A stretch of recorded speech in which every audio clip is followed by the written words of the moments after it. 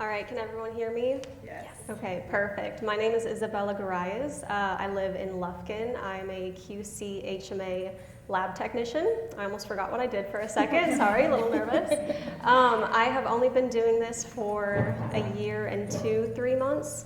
I wasn't raised in the industry or anything like that, so it kind of just happened by chance that I ended up in the asphalt industry, and I absolutely love it. Perfect. And you, before coming into the industry, you came from? I am from Arizona, and I was actually in the Marines before this. Perfect. Awesome. JC, go ahead.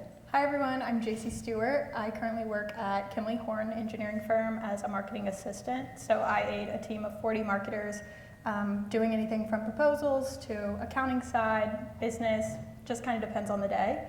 I grew up in the industry and graduated from the University of Mississippi with a degree in social media and fashion media, actually. So kind of a crazy story how I got here, but I've been here for about 2 years now, and I'm super involved with the Women of Asphalt and love it. Yes.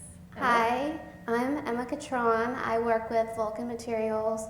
I live in New Braunfels, and I'm in our Southwest Division. I do R&D for QC, and I went to school for industrial engineering, which was kind of my last resort. I started nursing, and then I thought I wanted to be on the SWAT team. After growing up in the industry, my dad was like, okay girl, let's sit down and let's really think this through.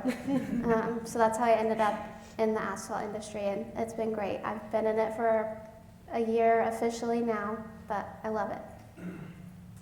Hello everyone, my name is Natalie Gonzalez. I work for DPW as a designer.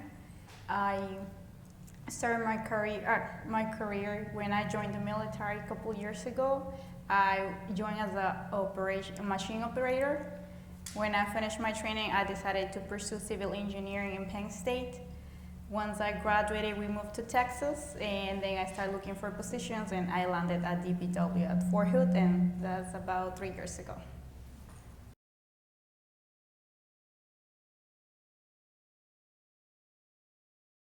Okay, so everyone sounds great. First of all, we can all relax because this is going to be I want to just really try to pull out the most positive things that I can out of all of you. All of you have wonderful personalities that you guys can relate to each other. Some of y'all know each other. We know JC and Emma were interns at Texapa. And Isabella and Natalie both have experiences before coming into the industry in the military, which I think is absolutely wonderful. And so y'all relate to each other so easily, I think, but have come from so many different backgrounds, so many different experiences. And reading some stuff in y'all's bios and then some of the questions before I asked y'all, what was surprising to me and why I wanted to talk about mentorship to you today, and something that we can do as an organization, is 3 out of 4 of them that are sitting on the panel and applying to come into the industry. They filled out applications for almost over a year before getting accepted and coming into this industry, and I think that's mind-blowing to me. That means, to me, I feel like we're doing something wrong. It should not have taken 3 of them a year to just get here in the first place and to find a job. And then now that they're all in this industry together, how it's changed them, how it's shaped them.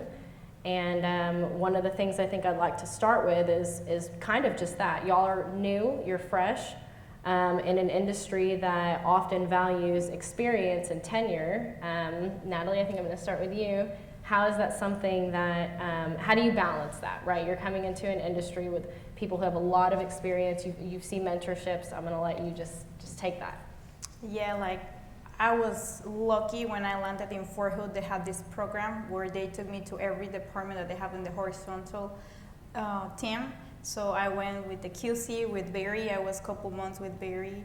And then I went to the surveying team, and then finally landed in the design team where I have a mentor there. He got me through a year till he had to leave, and mentorship is being the key for me in this industry. I didn't know much about it. I didn't have much experience when I was in college. I didn't do internships.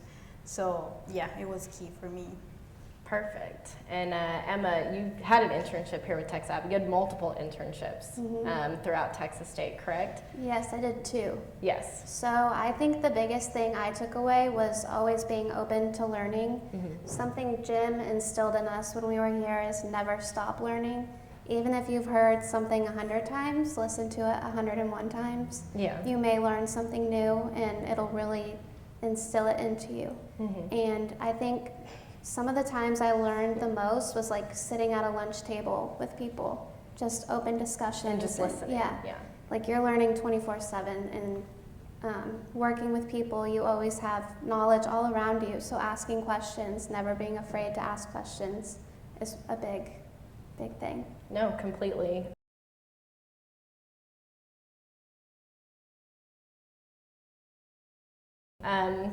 I think JC, y'all had the same, y'all were interns at the same time, correct? Mm-hmm. Okay, so from there and then moving into the industry, you grew up around it, right? Where everybody else up here, maybe not so much, but the mentors that you've had and just coming in, I'm sure y'all are probably some of the youngest in your office or wherever y'all are stationed at. I mean, it's just, how do you bring that experience, even though you've had it growing up, but now in your current position, how do you navigate, like your mentorships, how they helped you?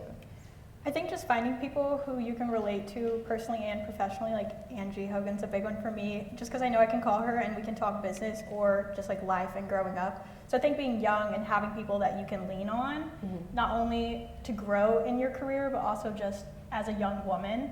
And I think everyone can learn something from everyone. So no matter the age, there's always something that you might be struggling with or unknowing of, and having someone else in your corner backing you, you never know what you gain from those experiences with those people, whether it's just a phone call or a random Teams meeting that you stay late on. You leave kind of being more fulfilled than I think you go into it, imagining you would. Yeah. Isabella, did you have prior experience in QC before starting at Texas? No, so I had zero experience in QC, no experience in the asphalt or construction industry. I thought asphalt was just black rock on the road. I had no idea what it was. And honestly, I love this job. I love the place that I'm in. I love the people that I'm surrounded with, the groups that we have, the Women of Asphalt and everything like that. It was definitely a journey to get here. A lot of deflation during the whole process because I was one of the three of us who it took a year to find this job. And it was one of those things where I kept not hearing back from people, or I got denied, or the spot got filled, or I couldn't get my foot in the door anywhere. And I think when it comes to the mentorship part of it, I think having a mentor is fantastic. People that you work with, people that are in the industry with you, but I also think that there's an enormous value in having a mentor or mentoring someone who's not already in the industry, because that's how we bring people into the industry.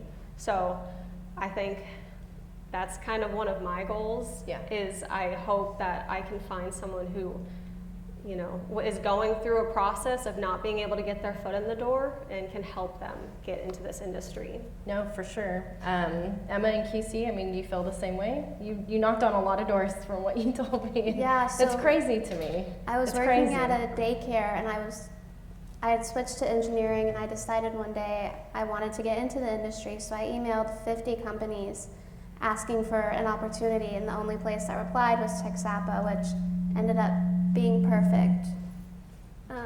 I was able to make a bunch of connections, which is where I met my now boss, and I was like, hey, can I have an internship? Yeah. And then after that I was like, how about a job? You have to push sometimes. Yeah. You really do.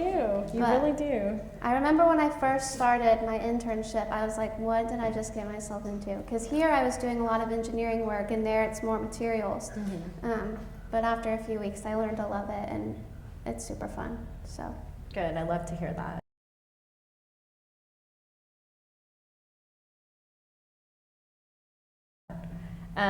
Natalie, do you think how do you think companies can make the industry more inclusive and appealing to having young women come in and starting their careers here?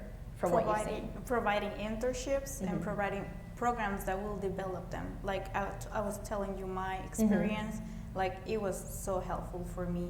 And showing female roles in leadership, I think that's a big one too. Okay. Yeah, I think you were one of the ones that we had highlighted on our Member of the Month, and it was so beautiful to see that come back to your office and how it was presented to you, and just having a support system like that Yeah. is something that I think it's invaluable. You can't. It is, Yeah. and it's hard for us to see female in those roles, you know, in this industry when it's male dominated. Mhm. Like in my office, it's just 2 of us. That's Oh, it. yeah. So before being here, it was really hard for me seeing women out there. Yeah. JC, do you feel the same? I mean, I you're in think so, Houston. yeah. I'm picturing like a big office in Houston with like Yeah. a lot of people. So No, it is, and we're pretty diverse. Of course, on the engineering side, it's mainly male dominant, but I think being a woman or being a man and spreading just by word of mouth, especially in the job market today, everyone knows someone who's looking for a job, right? And most times we don't think of jobs in the construction industry, especially being a young woman. If you don't have someone near you or you're not to your wits' end looking in any corner, you might not think about it. So bring it up in conversations.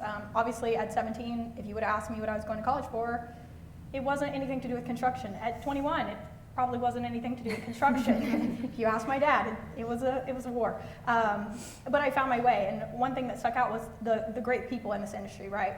Everyone is really awesome and always there to help you.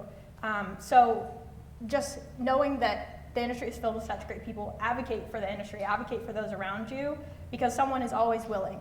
And you never know what a conversation might lead to. They might not know that that's even a role, right? Like I didn't know being a marketer in the construction industry was even a thing, and I grew up in the industry.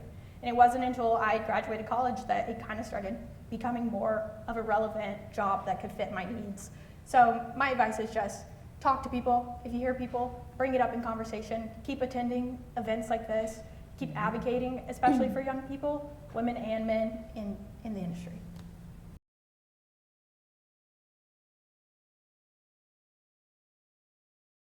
I think we hit mentorship pretty hard on how valuable that has been to y'all. And you talk about companies trying to, you know, in your position, advocating for your employees, advocating for outreach programs, advocating for yourself is kind of where I want to go into next. You know, the last few years we've talked about mentorship. We've also talked about mental health, right? Taking care of yourself. This industry is forever. It's 24/7, all the time.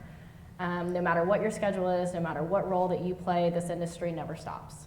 So I think prioritizing yourself and stress and time management, all the things that come with it, is something that I'm curious to see how each one of you deals with that, right? So what are the ways how do you be your best self, Isabella? How do you take care of yourself in the best way? That's a great question. In terms of time management, still working on that. I think I try to take care of myself by letting others know what I'm going through. I think having a community is enormous, and I'm not someone who's necessarily very open to sharing normally, but I think, you know, reaching out to your friends, to your family, to your coworkers, if you are struggling or going through something, you know, we're all in this together. We might work in different departments in different areas, but we can pick up the slack. But we can only do that if we know what someone else is going through. So I know that is definitely one thing that I'll do. Also, gardening. I love to garden. I'm a big plant person. I don't think I've heard that one yet. Yes, That's good. I love, when I say gardening, I'm in a 1-bedroom apartment with a balcony, so it's like potted plants all over the place. But I like grounding myself with nature, and that's kind of how I do it. So that would be the 2 things that I kind of use to take care of mental health, is let people know what I'm going through, and gardening.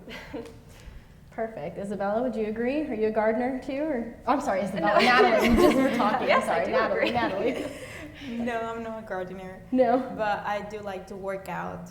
That helps Okay. me a lot, or just go for a walk, listen to music. I think a lot of y'all said to go for a walk, right? Mm-hmm. Yeah. Gardening, walking, things that I don't do. Is there anything else? So going to the gym or working out at home, do you have a home gym or? I do have a home gym, and we Okay. do have a gym at our office. So Oh, I sometimes I go during lunchtime. That's cool. Yeah. Emma? I also love walking, and there's some days where the men in the office are just too much, and I'm like, I'm out of here. I'm going to get lunch and eat in my truck. I need an hour away from you guys. But yeah, just making time for yourself. I think that's a big Yeah. help.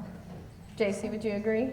I think you're a walker too, right? Yeah, I like a good hot girl walk. But I think just allotting time for yourself and knowing what fills your cup back up, whether it's your friends or your family, or whether it's being alone.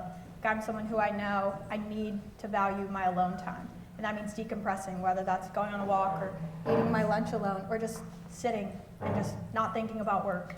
I think it's important to know what you need and to make sure that you schedule time in to give that to yourself.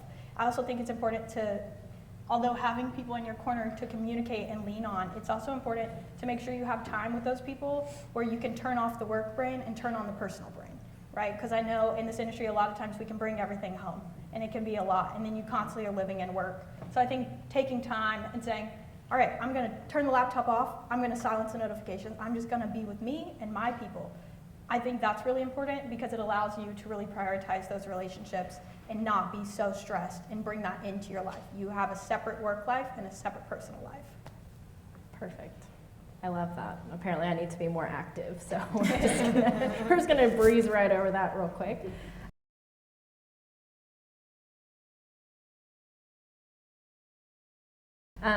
So all of that, you guys have heard us talk about how difficult, it's easy to sometimes say these things, and when you see a friend who is struggling or a family member who's struggling, to go and try and advocate for that person.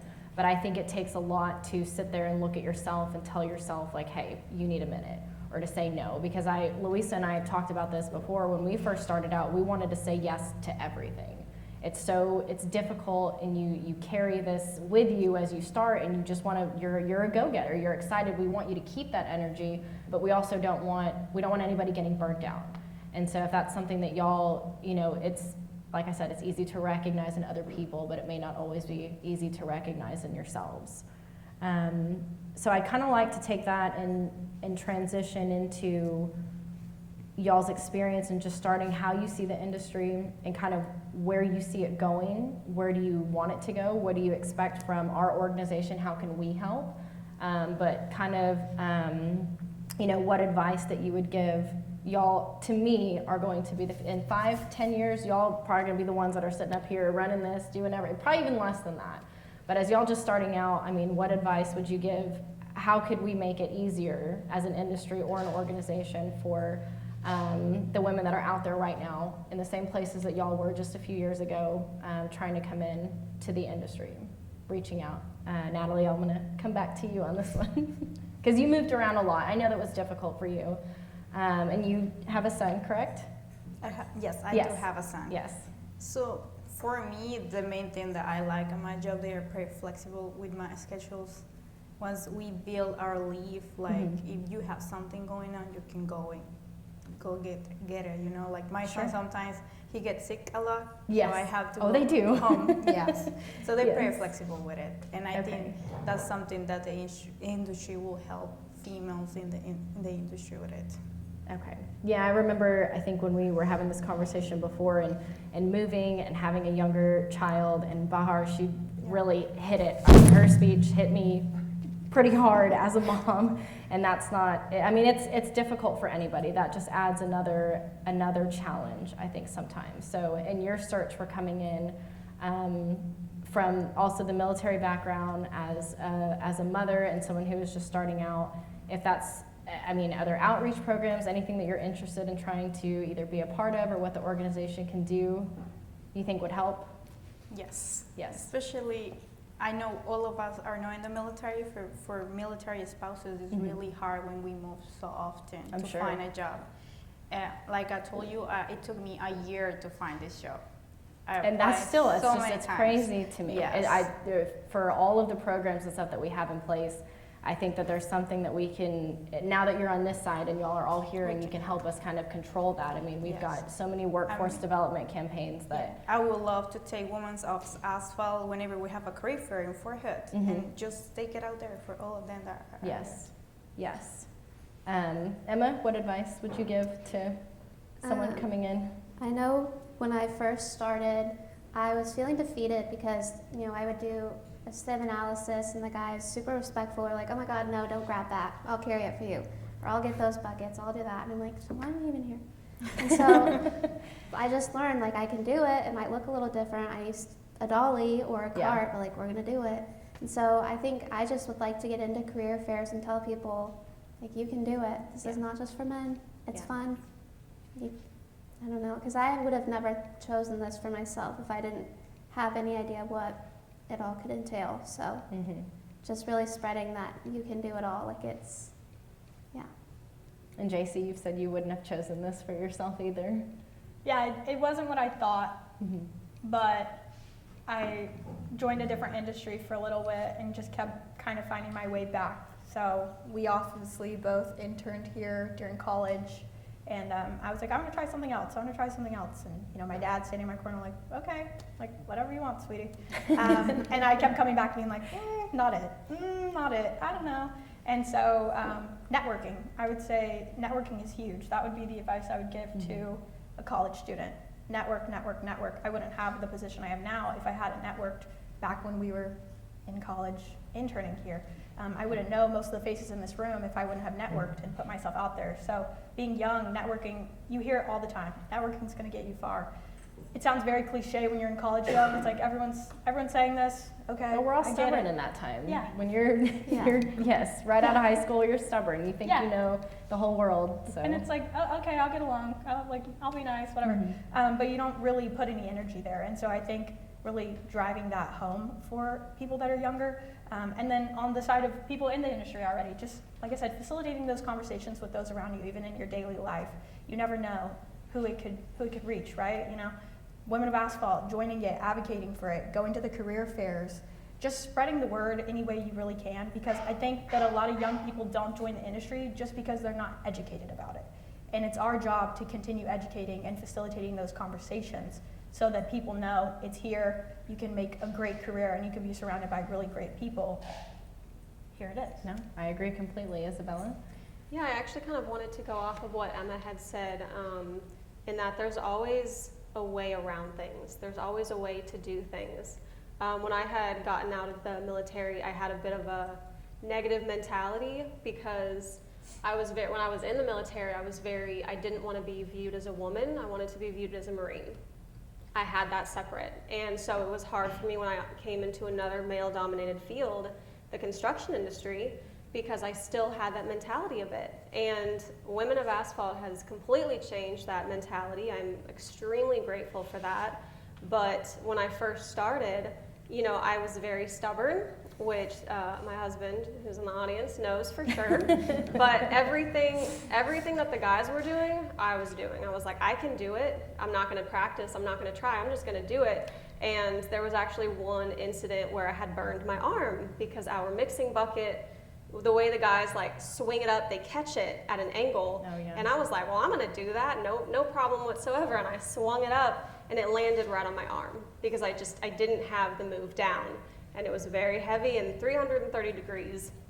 And in the moment, I wasn't even worried about the burn. I was just embarrassed. I was like, oh my gosh, I couldn't do something that everyone else is doing. Because in that moment, that's all I could think about. I had that negative, that toxic mentality. And it was actually my coworkers who were like, oh my gosh, you just burned yourself. Take care of that. Like, what are you doing? Why are you still working and everything? And, you know, the next day they had said, hey, sometimes, like, it's heavy. We get it. We have those days where we just don't want to lift it up. And they showed me that you can put it on the table at an angle and just roll it onto your hand. Simple as that. There was no judgment from them. It was just an easy workaround. You know, and I was extremely thankful for that and extremely thankful for all the women in this industry as well that have helped to change my negative mentality into a positive one. Yeah, that's great. Working in the lab is no joke. I did it for over a year, and the equipment stuff, all the stuff that I have to use, it's very heavy. And obviously you're working with asphalt, everything's freaking hot, and I almost got burned a million times being stubborn, and that's just part of it. It's very humbling to come in and meet certain people that will come in and they'll teach you, you can learn from them, just like y'all said, and just to not be like, well, I can do everything, and you get excited. I mean, all of you, I'm sure, are so excited where you're at in your career and being here, and it's a wonderful and beautiful thing to have that fire, and I want to make sure that nobody loses that. But working through some of these challenges it's difficult, and I think what we want this organization to bring is that kind of support for everybody here. Emma also works in the lab, Mhm. and if you want to share some of those experiences that you've had. Yeah, it's been fun. So recently I got my level 2 certification. Congratulations. And our mix design specialist, Nathan, he had to do a mix design with this super, super big pot. And he was like, I want you to do it since you just got your certification. And I didn't realize how heavy it was, but I mean, I made it happen. But it's just little things like that. Like, we use a cart. He's carrying it around 2 hands. I'm using a cart, toting it from room to room. Like, it's fine. We have an extension cord above, and he'll have to jump to get it. So for the longest time, I thought I had to jump to get it. But then I realized I can just reach up and grab it. He's shorter, so he jumps. But so yeah, that was funny. Funny. I remember I told one of my bosses, and he was like, "Yeah, you're taller than, like, you didn't have to jump to get it." It was probably for like 2 months I would jump, but That's hilarious.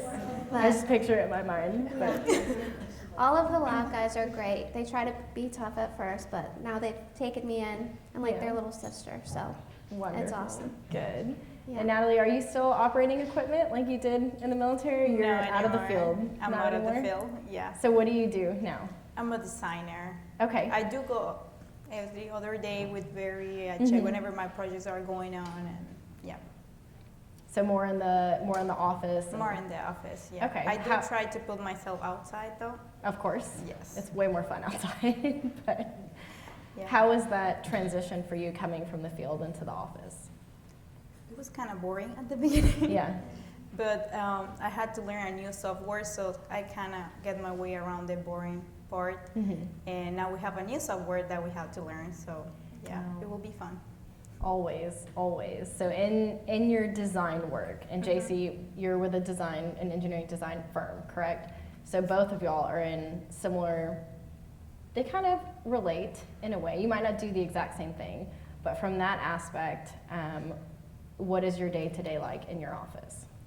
Sometimes chaos. Yeah. It depends. You make your schedule, what you're going to do that day, and then you finish the day and you've been busy but can't tell anyone what you did, kind of thing. Yeah. So everyone has those days, especially with holidays. I handle a lot more on our marketing side of like event planning, Mhm. logistics of lots of moving parts, but mainly with our internal people. And then any sponsorships, kind of reaching out, what our outreach looks like, what we're going to target, how much we're going to spend on that. So more on the business side. Yeah. So my day to day can either be really boring or I feel like a chicken with my head cut off. I think that's everybody's Usually day-to-day no, pretty no much. in between. Sure. But some days are long, and you just know that the long days pay off. And some days you go home and you're like, oh, okay, let's do it again tomorrow. But I think just going in with a positive attitude and kind of being open to whatever is thrown at you Yeah. really helps. Yeah. I think that's all you can do.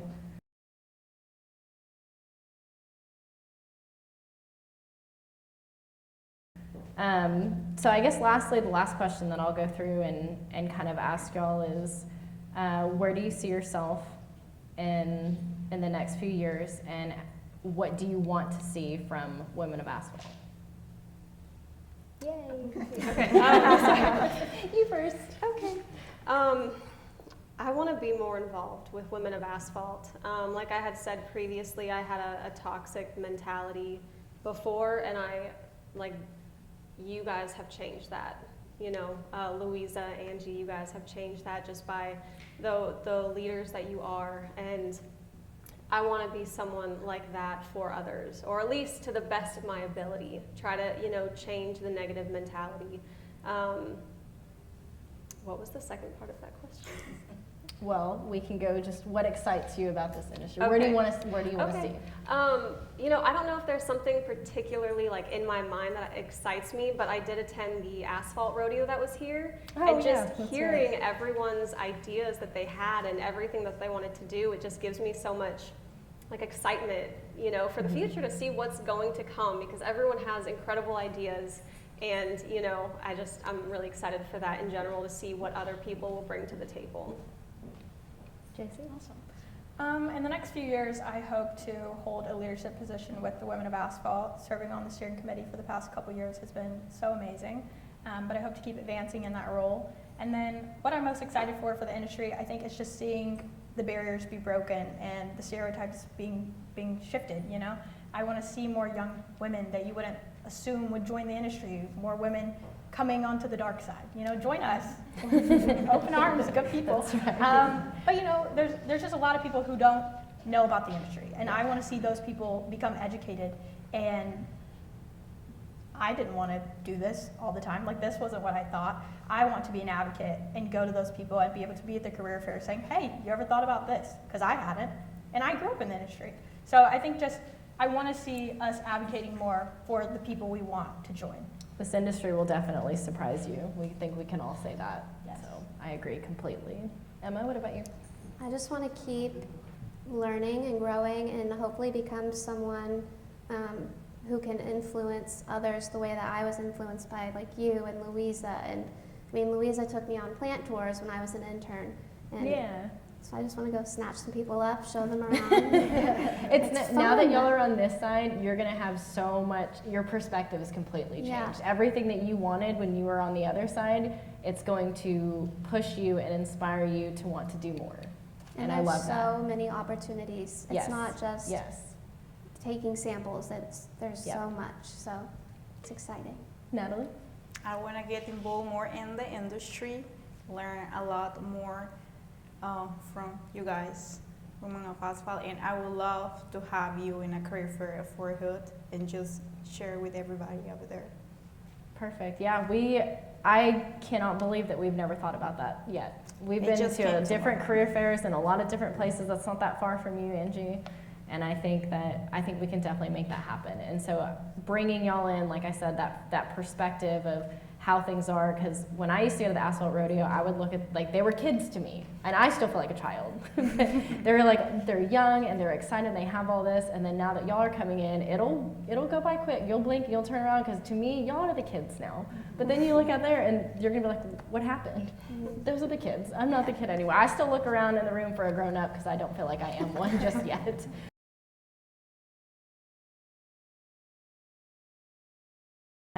No, I appreciate y'all being out here. I know it can be a little bit vulnerable to come out here and talk about it, especially being new, but I think that you all did great. I would love to open up to the audience for any questions that y'all have for them individually. We did not do that last year, but we wanted to make it a point this year that if there was anything that y'all wanted to hear from them individually or had questions for them about anything that we've talked about today, I'd like to go ahead and open the floor to anybody out here. Emily. I think on that last question, everybody was very enthusiastic about where they thought they'd be in Women of Asphalt, but I wondered if, just going back to the earlier presentation from Bahar, what are your career goals? Does anyone up here go in 5 years, I want to be vice president of marketing, or, so what career specific stuff do you all want to, what's your 5-year idea? Okay. We'll go back. Natalie, you go first. We'll go this way this time. I actually am looking to go for a PhD, so I'm looking for that. Oh, wonderful. Congratulations. Thank you. Mine would be to get my PE, hopefully continue learning the materials and maybe transition to sales, but I don't know, just going with the flow. Mine would probably be having a leadership position, so my company offers opportunities for us to become trainers, and I would really like to be able to take advantage of that and kind of mentor directly within my company under me, hopefully, here soon. Perfect. Like JC, I definitely want to be in some sort of leadership position. I don't necessarily know what that would entail or what direction that would be. I'm still very new to the industry, to QC, so I want to learn as much as I can and hopefully at some point be some sort of leader, whether it's with Women of Asphalt, being on the steering committee, or a different role in my current job. Perfect. There you go. Any other questions? Ooh, there she is. Yes. Louisa, questions? Oops, sorry.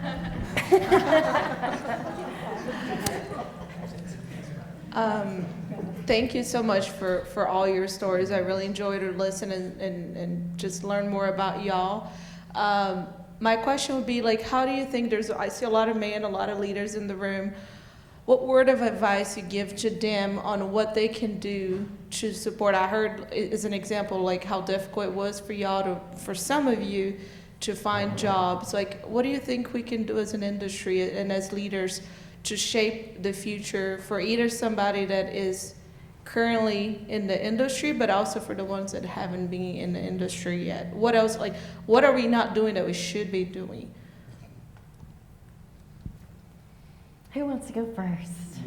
I can go first. I think in terms of what we can do or what you can do for those that are currently in the industry, just make sure that there's a seat at the table.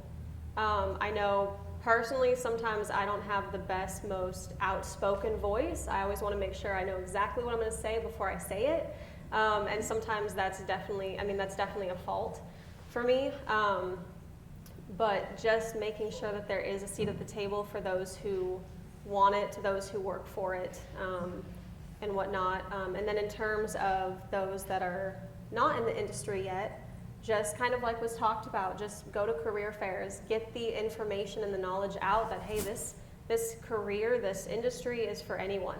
You know, there are ways around things. It's not for one specific type of person, or they don't need to have a specific skill, but it is open. JC, would you agree?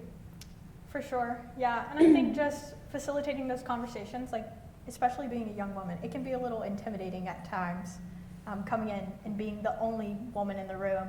And you know that you don't know even probably a fourth of the knowledge that they know, but you're eager. I think just slowing down and taking the time to have those conversations, because we're all very busy and no one wants to bother anyone. So sometimes I think it's hard to speak up and to advocate for yourself when you are so intrigued and curious, but you don't want to bother anyone's day or add on to it. So I think just knowing that, you know, someone sitting next to you could want to learn from you. So throw them into the conversation, or, you know, show them, hey, I don't know if you heard this, but this is what that means in case you don't know. Sure. Just little things, you know, the little things really do go a long way.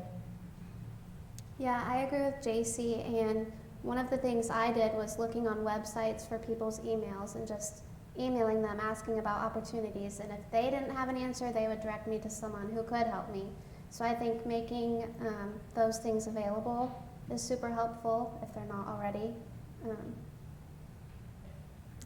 I will say make themselves approachable, because like she says, sometimes you send emails out and nobody replies, so you don't know if you got the job, you didn't get it. So. No, I agree. It's actually really, if you don't already have somebody's email, I've also gone to websites to try to look and see if there's some kind of directory to reach, and it's surprising how many people don't have that. I know we as a company don't have that. Yeah. It's very difficult if you don't already have that connection or that contact information to go get it. Mm-hmm. It's crazy. So thank you, Louisa. That was a great question. Yes. I love it. Let's go. This is actually not a question, but just a little bit of advice. Each of you have talked about wanting to grow and advance in your career position and probably within your current business.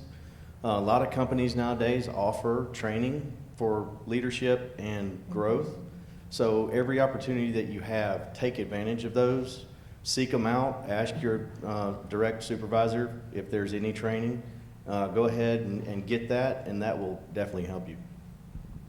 Thank you.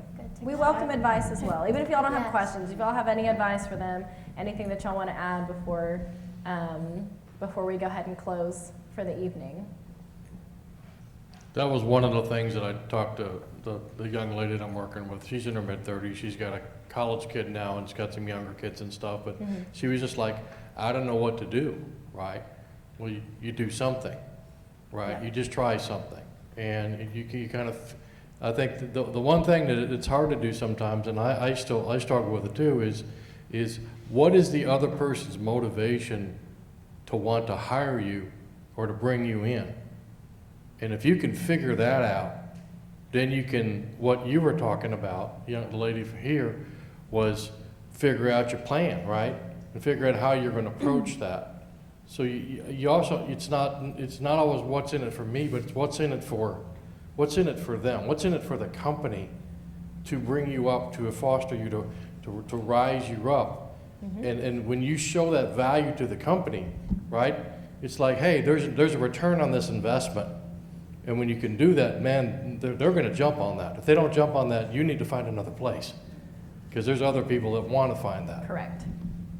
Correct. Very well said. I could not agree more. Yes, ma'am. So, because we are talking about career growth, maybe most of you feel burnout at work. So I want to know, how do you manage it once you do all the efforts and you realize that your work is not being recognized, you are not being heard, you are not being appreciated for that you did.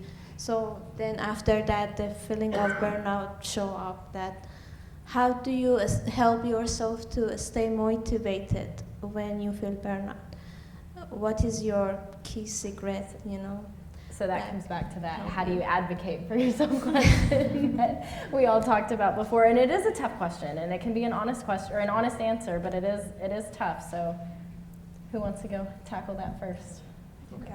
Go ahead, Jason. Okay, so how I reward myself, first, I always like to think closed mouths don't get fed. So you have to be the person talking about your achievements. There's nothing wrong with advocating for yourself and saying, you meet with your supervisor, this is how my week went, these are my wins. It doesn't always have to be negative. You don't always have to be going into their meeting and this is what's going wrong, this is the dumpster fire, but hey, this was a problem and this was a solution, and I got it handled. Yeah, and oftentimes they appreciate hearing that. You didn't bother them, you kept your day going, you handle business. So I think you have to advocate for yourself by saying your wins, not only the rough moments, but the good ones. And then personally, how I reward myself if I'm burnt out and I don't feel like people around me, my dad's gonna hate this one. I love to spend money on myself. Like I'm a sweet treat or a special treat. So I think it's important to reward yourself though. Like if you're not in your corner advocating for yourself and clapping for yourself in the mirror, then why would you expect other people to? It kind of goes back to that self-love. Like you have to be your biggest fan. If you're not, then why would anyone else be? So appreciate yourself, appreciate your accomplishments, and advocate for yourself, and give yourself that love. If you deserve something, reward yourself. And then you're not so caught up in what everyone else saw about you. You know that you achieved it, you got it done, you handled it well, and you show yourself that appreciation. Beautifully said. I wish I had that confidence a million years ago. I do. I love it. I love that. I feel it from all of you, and I want that to be what we help instill and what we help as an organization bring out of everyone. And I hope that we can just make it a little bit easier for others to feel that way too, because it is difficult. Would you like to go next? Yeah, I think I definitely agree with all of that, and I think one of the things to advocate for yourself is to ask for opportunities.